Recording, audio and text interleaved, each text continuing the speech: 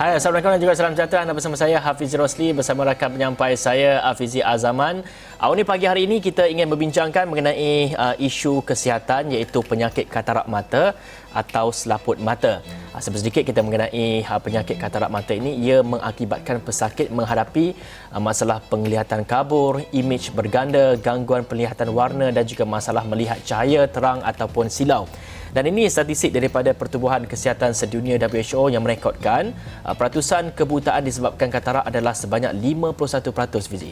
Dan di negara kita pula, kebutaan disebabkan oleh katarak ini adalah lebih tinggi iaitu 58.6% mengikut statistik tinjauan mata kebangsaan 2 2017 merekodkan peningkatan 39% berbanding tinjauan mata kebangsaan 1 pada tahun 1996. Dan seringkali kita lihat kebanyakan masalah ini dihadapi oleh orang-orang yang berusia dan dewasa, tapi kita juga ingin melihat adakah risikonya juga boleh dihadapi oleh golongan lain seperti orang muda dan juga kanak-kanak.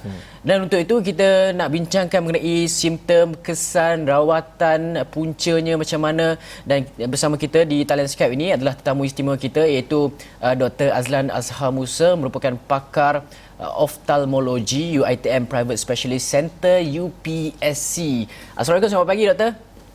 Waalaikumsalam warahmatullahi wabarakatuh. Doktor, pertama sekali secara asas apa orang ataupun masyarakat kita perlu faham mengenai katarak mata ini, bagaimana katarak mata ini menjangkiti ataupun boleh bukanlah kata menjangkiti, saya pun tak tahu menjangkiti ataupun tidak, pun boleh dihadapi oleh seseorang penyakit itu. Okey. Bismillahirrahmanirrahim. Terlebih dahulu saya ingin mengucapkan ribuan terima kasih kepada pihak Astro Awani kerana sudi menjemput saya pada hari ini. Sebelum saya mengulas pasal bagaimana dia boleh berlaku, katarak ni saya nak cerita sikit pasal apa benda katarak ni. Katarak ni adalah di mana berlakunya kekaburan pada lensa mata itu. Lensa mata ini digunakan oleh mata, adalah suborgan pada mata kita yang memfokus cahaya ke dalam titik peka ke dalam mata kita iaitu retina.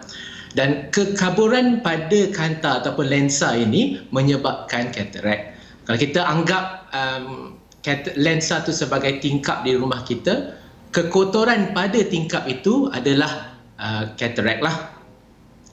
So lagi tebal katarak itu, lagi tebal kekotoran itu, lagi tebal lah katarak itu. Dan mengulas kepada statistik yang dikeluarkan tadi, betul sebanyak 1.2% daripada kalangan warga tua ataupun warga emas di negara kita yang lebih 50 tahun menghadapi buta 1.2%, dan daripada 1.2% warga emas kita, sebanyak 58.6% disebabkan oleh katarak. So katarak ini boleh disebabkan oleh pelbagai faktor. Yang faktor secara lazimnya adalah disebabkan oleh peningkatan umur, nombor satu. Nombor dua adalah disebabkan oleh exposure kepada cahaya ultraviolet light. Faktor-faktor seperti penyakit kencing manis, kecederaan kepada mata, trauma kepada mata, makanan ubat-ubat seperti prednisolon, dan juga merokok boleh menyebabkan katarak. Di kalangan kanak-kanak pun boleh mendapat katarak, di mana ini kebanyakannya adalah congenital katarak. Doktor, kalau kita lihat kepada apakah simptom dan juga tanda-tanda ataupun gejala yang boleh kita kenal pasti sekiranya mungkin kita ataupun ahli keluarga kita menghadapi masalah-masalah ini, apa sebenarnya masalah yang melihat kepada mata ni? Bagaimana kita nak kenal pasti sama ada kita ni kena katarak ataupun tidak? Okey. Katarak ini antara gejala yang paling lazim lah, yang sangat-sangat common adalah kabur penglihatan, di mana banyak pesakit akan komplain di mana dia nampak asap, seperti di dalam asap, itu salah satu daripadanya. Nombor kedua adalah seperti silau, terutamanya pada kereta yang lalu bertentangan arah, menampak sangat silau pada malam hari. Warna yang pudar, rabun pada waktu malam, dan juga kadang-kadang kelihatan, kita boleh lihat sendiri daripada mata itu, selaput itu nampak putih. Doktor, dalam masa yang sama kita juga nak mengetahui apakah ia sangat-sangat memerlukan rawatan dengan cepat apabila kita dapat tahu simptom-simptom yang telah pun dinyatakan oleh doktor itu. Kalau kata kita tidak dapatkan rawatan yang cepat, ada implikasi-implikasi ataupun kesan-kesan buruk ke, ataupun ia boleh membawa kepada penyakit-penyakit yang lain? Okey. Ya, terima kasih pada soalan tu. So sebelum kita faham pasal komplikasi dia, saya nak cerita pasal katarak ni boleh dibahagikan kepada tiga lah. Senang cerita tiga lah ya. Satu, katarak yang pramatang, katarak yang matang dan juga katarak yang terlebih matang. Yang memerlukan pembedahan adalah ketiga-tiga kategori ini. Walau bagaimanapun, pada peringkat pramatang, hanya apabila pemandangan itu menjejaskan aktiviti harian. Contohnya nak tengok televisyen tak boleh, nak membaca tidak boleh. So mengganggu aktiviti harian, itu adalah indikasi untuk buat pembedahan. Walau bagaimanapun, kalau dia telah mencapai tahap matang ataupun terlebih matang atau dinamakan mature ataupun hyper mature, di sini dia agak kritikal untuk kita buat pembedahan. Kalau tidak, dia boleh menyebabkan penyakit seperti glaukoma ataupun radang mata yang teruk dan juga boleh menyebabkan buta yang kekal atau permanent blindness ya. Doktor, tadi kita dah mainkan visual, tadi melihat kepada ada keputihan di biji mata itu sendiri. Macam mana dia boleh berlaku, doktor? Dan saya tengok juga ada nampaknya tumpuk hitam di mata tu. Adakah beza antara putih dan hitam tu? Mungkin doktor dapat jelaskan saya sedikit.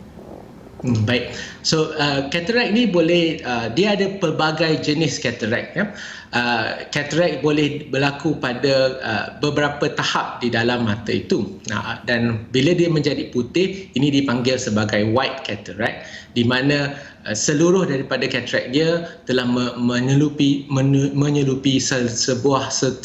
sepenuhnya lensa tersebut ya. Dan ini dah dikatakan sebagai mature ataupun hyper mature ataupun matang katarak itu ya.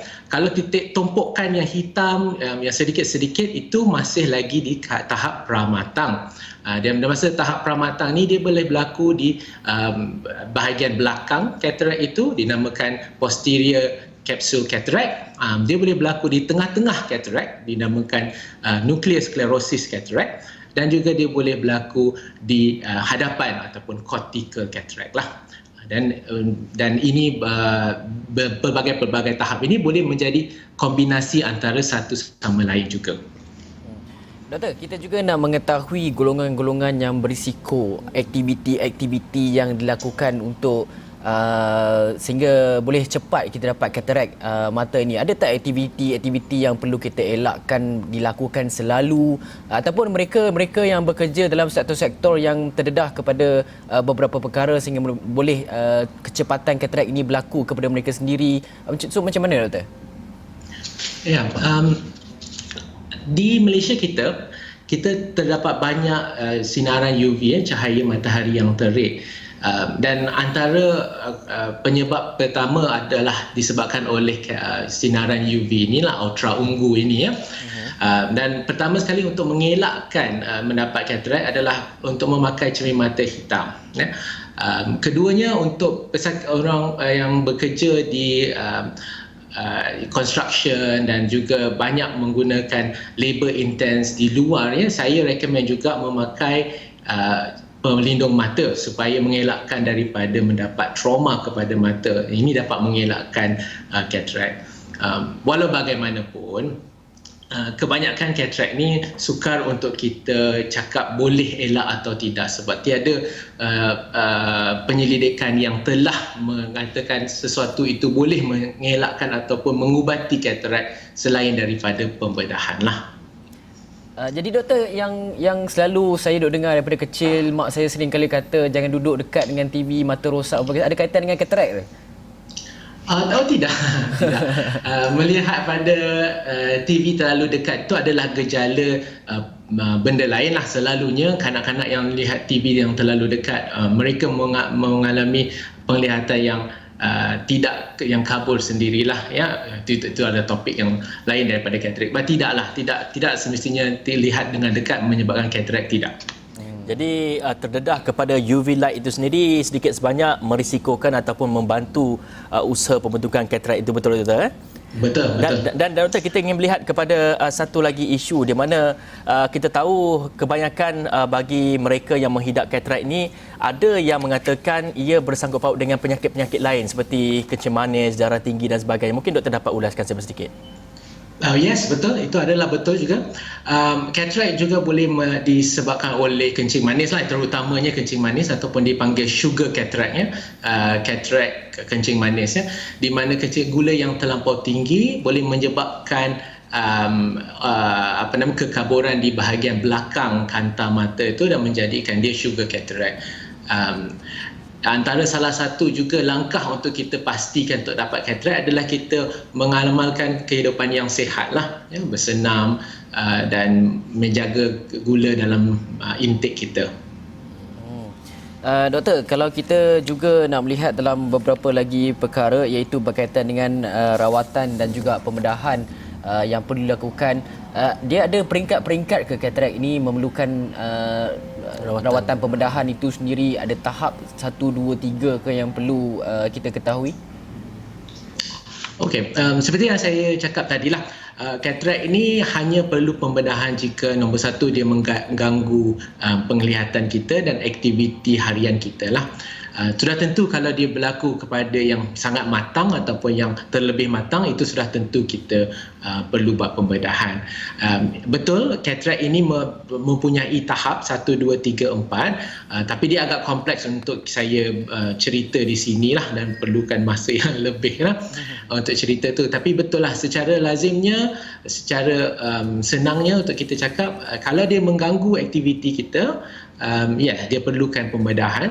Contohnya, dia tidak boleh bawa kereta dan membahayakan diri sendiri dan juga orang awam, dan di sini saya akan recommend untuk buat pembedahan lah. Doktor, satu lagi yang menjadi kemusykilan saya, ada tak kanak-kanak, bayi yang baru dilahirkan mendapat penyakit katarak ini? Oh ya, katarak memang boleh berlaku di bayi yang baru lahir, di mana ini adalah penyakit yang dipanggil congenital cataract lah, di mana kebanyakannya katarak ini adalah di dalam womb mak sendiri. Masa ni dia menjadi katarak, telah terjadi di dalam semasa kandungan ibu. Dan bila lahir kita nampak mata dia jadi putih. Itu adalah dinamakan congenital cataract lah. Walau bagaimanapun, ada juga developmental cataract, di mana cataract ini berlaku pada umur yang sangat-sangat muda, ya, disebabkan oleh pelbagai jenis masalah lah, permasalahan dalam badan ataupun secara congenital itself. Contohnya Down syndrome, ya, boleh mendapat cataract dengan kadar yang lebih awal daripada yang biasa. Doktor, tadi doktor memberikan contoh seperti jendela dan tingkap yang apabila ada kekotoran-kekotoran di jendela itu, dia sedikit sebanyak menghalang dari segi penglihatan dan sebagainya. Dan kalau kita melihat kepada keadaan semasa ketika ini, ramai yang memakai kanta lekap sebagai contohnya. Mereka tidak menjaga kebersihan, dan apabila meletakkan pelekap mata itu mungkin ada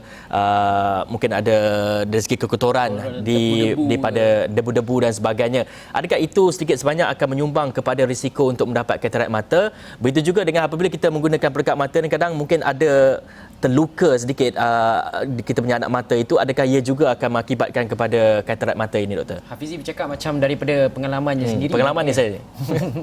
Ya, sebenarnya kanta lekap mata ataupun contact lens ni, dia sebenarnya tidak menyebabkan katarak secara langsung, ya. Walau bagaimanapun dia boleh menyebabkan pelbagai jenis masalah kepada mata, ya, ataupun surface kornea di depan mata itu. Kornea ini adalah seperti tingkap juga, tetapi tingkap lapisan di luar. Ya, dia boleh menyebabkan luka, betul, dia boleh menyebabkan jangkitan kuman. Jadinya itu adalah topik yang sangat berbeza daripada katarak. Mungkin Astro Awani boleh invite saya sekali lagi untuk bercakap tentang contact lens. Tetapi suffice to say adalah kanta yang lekap dalam mata tu tidaklah menyebabkan katarak secara langsung. Tapi betul, saya sangat recommend untuk berjaga-jaga dengan kanta lekap ini. Pastikan kita tahu bagaimana nak cuci dia, pastikan kita bagaimana nak tahu bagaimana nak simpan dia, storage ya, dan tahu bila nak tukar juga kanta lekap ini. Itu dia nasihat daripada doktor. Harapkan Hafizi ambil tahulah jangan ambil pakai kanta mata color mala orang kata biru hijau. Okey, baiklah doktor, kita nak berhenti dulu rehat seketika. Kita akan kembali selepas ini dengan perbincangan lanjut. Baik.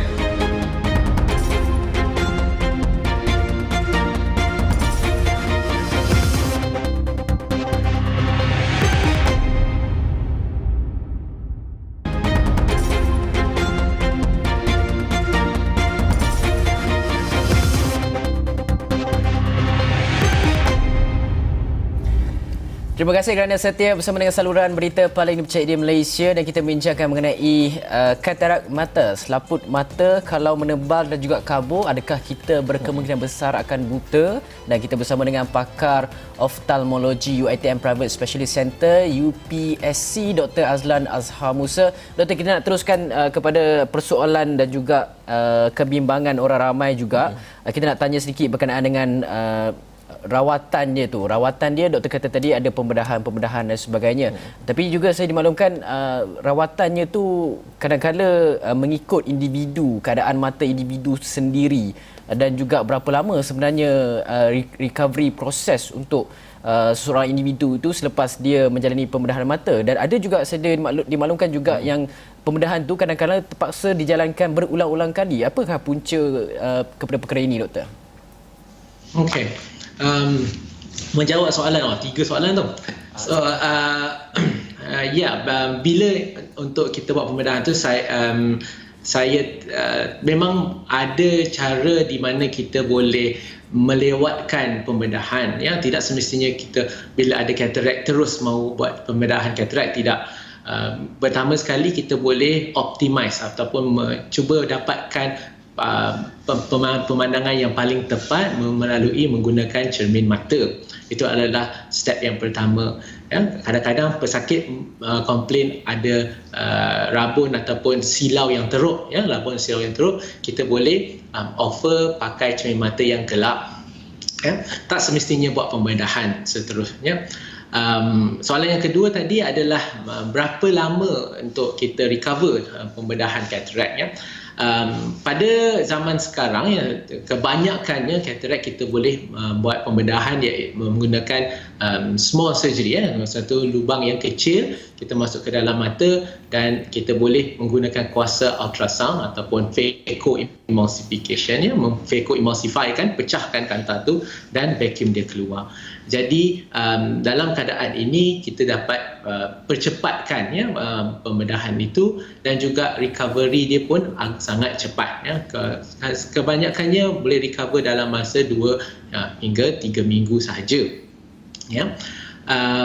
Dan last kali, kenapa pembedahan ini perlu banyak kali pembedahan? Ini adalah persepsi yang kurang tepatlah di masyarakat kita kini. Sebenarnya cataract surgery ini kebanyakannya perlu hanya sekali saja pembedahan seumur hidup pada satu belah mata ya. Yang cerita yang banyak di luar sana yang cataract perlu banyak kali pembedahan adalah disebabkan kemungkinan besar komplikasi-komplikasi tertentu yang sebenarnya sangat kecil incidence-nya. Saya tengok kepada pembedahan ni, tengok macam kompleks, rumit untuk melakukan pembedahan ini. Adakah mungkin juga kos yang agak tinggi untuk melakukan pembedahan ini? Ya, kos tu berbeza-beza lah daripada satu tempat dia kepada satu tempat ya. Pada kami di UiTM Private Specialist Center, saya boleh bercakap yang kos pembedahan tu tidaklah tinggi sangat ya, dan kami menggunakan kanta yang agak premium juga di sini ya. Kosnya boleh kalau kita cakap pasal private, range dia adalah dalam 3,000 hingga mungkin paling tinggi pun 6-7 ribu lah paling tinggi itu.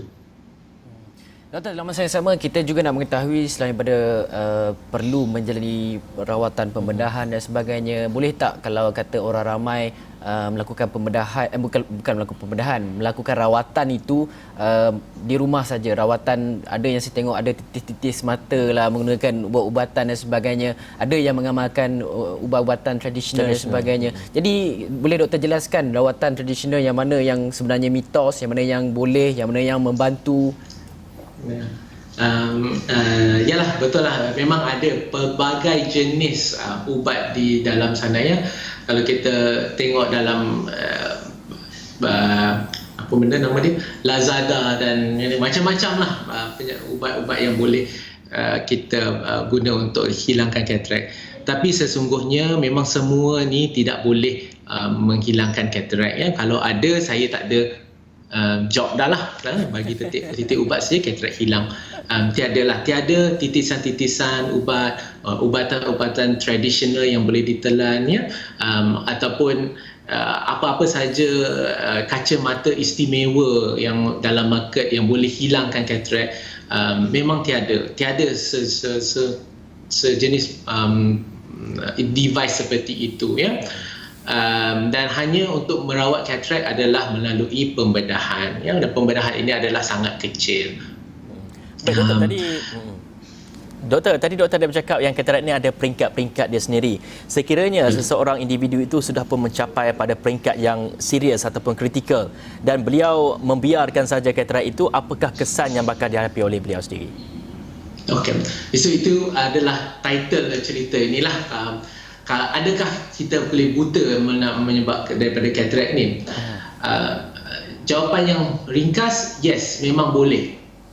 Apabila tahap dia sangat teruk, katarak ini akan menjadi cecair ya, sebahagian daripadanya akan jadi cecair dan boleh keluar ke dalam mata dan menyebabkan reaksi yang sangat dahsyat ya, radang mata yang sangat dahsyat. Dan kadang-kadang kala radang ini menyebabkan tekanan mata yang sangat tinggi dan merosakkan urat saraf mata ya.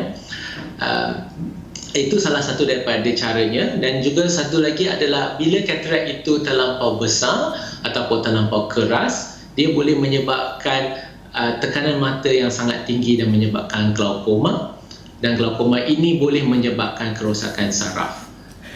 Doktor, dalam masa yang sama saya juga nak tanya doktor berkenaan dengan kalau kita, saya dengan Hafizi boleh kata insya-Allah lah, kalau tak ada apa-apa katarak kami alhamdulillah sihat lah kan. Tapi ada tak peringkat-peringkat umur yang kami perlu jalani rawatan, bukanlah rawatan, saringan, orang kata saringan, ujian ke apa-apa untuk melihat sama ada katarak kami, mata kami dalam keadaan yang sihat ataupun memerlukan sesuatu untuk dilakukan? Terima kasih. Soalan tu adalah sangat penting. Di sini saya nak cakap bahawa screening ataupun saringan di dalam negara kita adalah sangat lemah lah. Kalau boleh, saya nak recommend sekurang-kurangnya setahun sekali jumpa doktor mata pada peringkat umur 45 tahun ke atas ya. Bukan sahaja untuk tengok katarak, tapi banyak lagi penyakit seperti glaukoma yang perlu disaring secara awal yang boleh bagi treatment selepas itu. Doktor, apa punca, macam tadi doktor kata saringan lemah, apa punca menyebabkan orang ramai saringan kita masih lagi lemah, orang ramai tak pergi buat rawatan mata? Apa punca-puncanya? Tiada kesedaran ke, takut dengan pembedahan ke, macam mana? Dan mungkin simptomnya sama-sama. Orang ingat kan macam rabun saja, rupanya dia ada katarak. Ya, betul. So yang paling reason kenapa dia orang tak datang adalah disebabkan oleh awareness lah ya, ataupun dia orang tak tahu pasal katarak ya. Ingatkan kabur pemandangan disebabkan oleh kacamata tidak elok ya, ataupun kadang-kadang kita biar saja boleh bawa kereta walaupun kabur ya, dan tak ada masalah seperti itu. Dan lagi satu adalah yang paling penting adalah dia orang tahu bahawa kewujudan katarak ni boleh menyebabkan kekaburan mata, dan dua, boleh diubati dengan kadar yang senang. Ya. Baik doktor, kita pun hanya berbaki seminit ke 2 minit saja lagi. Mungkin doktor boleh jelaskan apa langkah-langkah yang perlu kita ambil untuk kita mengelakkan diri kita daripada menghidap penyakit katarak mata ini, doktor? Nombor satu adalah langkah-langkah yang pertama adalah mengamalkan pemakanan yang seimbang. Ya. Nombor dua, boleh mengamalkan senaman yang berkana, boleh menyebabkan kita punya gula terkawal dan mengelakkan sugar cataract. Ya. Dan ketiga, berhati-hati apabila mengambil ubat-ubat tradisional. Ya. Tadi kita tak sentuh pada satu aspek cataract di mana cataract boleh disebabkan oleh steroids, ubat steroids. Dan kebanyakan ubat-ubat tradisional ni mengandungi steroids, dan steroids ini boleh menyebabkan cataract. Lindungilah mata anda daripada sinaran ultra ungu dengan cermin mata gelap yang mempunyai perlindungan UV. Ya. Make sure ada perlindungan UV. Dan juga memakai alat pelindung mata semasa membuat aktiviti yang bahaya seperti memaku, membawa bahan kimia. Jaga, pakai dengan spek mata yang pelindung mata. Okey, baiklah. Terima kasih banyak Dr. Azlan Azhar Musa, pakar oftalmologi UiTM Private Specialist Center UPSC, membincangkan mengenai katarak mata, sama ada ia perlu lakukan rawatan, pemulihan, apa punca-puncanya tadi telah pun diterangkan. Saya harapkan dapat sedikit sebanyak penonton Astro Awani mengambil tahu dan juga mengambil iktibar apa yang diceritakan oleh doktor sebentar tadi. Jadi Hafizi, setakat itu saja kita dapat bawakan Awani Pagi pada hari ini. Saya Hafiz Rosli Dan saya Hafiz Azaman. Assalamualaikum. Salam sejahtera. Terima kasih.